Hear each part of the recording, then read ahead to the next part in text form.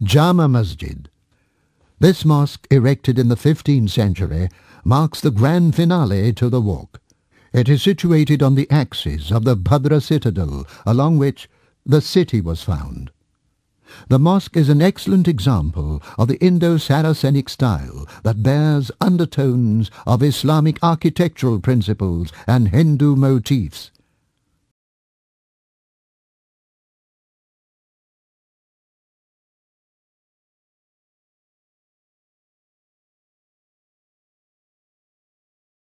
The prayer hall has 260 pillars.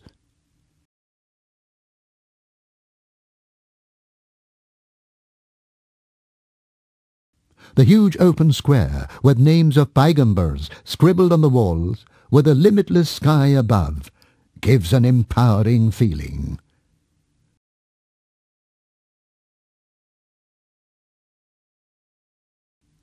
This is the first Friday mosque to accept and accommodate both men and women at the same time.